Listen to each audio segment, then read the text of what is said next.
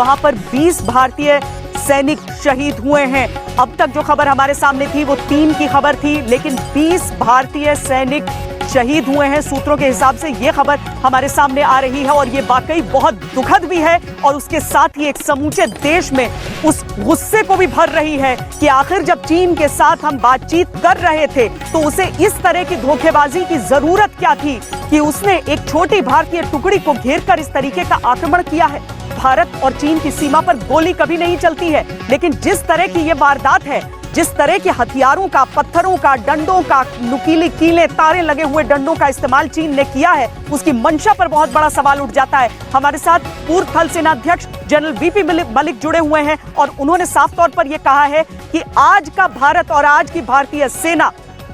पूरी तरीके से सक्षम है इस तरह की चीजों का जवाब देने के लिए, लेकिन इस समय हमें संयम से भी देखना होगा और देखना होगा कि सरकार कूटनीति, अर्थनीति, सारी चीजों को देखते हुए सैन्य नीति से क्या अपेक्षा करती है। हम उनसे बातचीत अपनी जारी रखें उससे पहले हमारे संवाददाता मंजीत सिंह नेगी इस समय हमारे साथ जुड़ गए हैं। मंजीत, ये वाकई एक ऐसा झटका है, एक ऐसा सदमा है, एक ऐसी खबर है, एक ऐसा आक्रोश होगा पूरे हिंदुस्तान का कि 20 भारतीय सैनिक हमने गंवा दिए।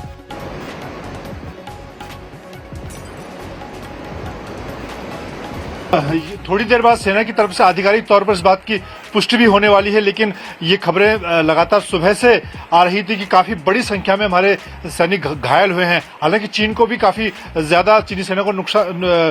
इसका खामियाजा भुगतना पड़ा है, उनकी भी काफी कैजुअल्टीज हुई हैं, नंबर अभी मालूम नहीं है। लेकिन भारत का जहां तक नुकसान का मामला है, इस बात की, क्योंकि चीन ने एक तैयारी के साथ इस हमले को अंजाम दिया, एक साजिश के तहत हमले को अंजाम दिया, क्योंकि एक तरफ बातचीत की बात की जा रही थी, अलग अलग पॉइंट्स पर लोकल कमांडर के बीच लगातार बातचीत चल रही, चीन खुद बातचीत को आगे बढ़ाने की बात कर रहा था और उसी बातचीत के दौरान तो उन्होंने पीछे से काफी तैयारी की। जैसे कि हम लगातार बताते जा रहे थे कि चीन ने अपने तरफ काफी बड़ी संख्या में और बड़े हथियारों के साथ अपनी तैयारी की थी और कल जब ये घटना हुई देर शाम को लोकल कमांडर स्तर की जब बातचीत हो रही थी, उस दौरान चीन की तरफ से कुछ हरकत हुई। उस हरकत को देखते हुए हमारे जो बिहार रेजिमेंट के सीओ थे अपने जवानों के साथ वहां पर पहुंचे और चीन की तरफ से एक बड़े हमले को अंजाम दिया गया। हालांकि उसके बाद हमारे जो पीछे से जब बाकी सैनिक पहुंचे उस हमले को नाकाम भी किया गया, लेकिन उस फेस ऑफ के दौरान एक तरह से ये पहला मामला है जब इतनी बड़ी संख्या में हमारे सैनिक शहीद हुए हैं। कर्नल बाबू बहुत सुलझे हुए अफसर बताए जाते हैं मंजीत, और वो बातचीत के जरिए इस पूरे मामले को सुलझाने का प्रयास भी कर रहे थे चीनी सेना के साथ मिलकर। क्या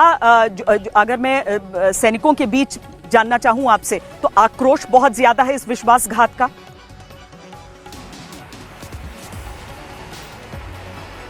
श्वेता, मैं इस वक्त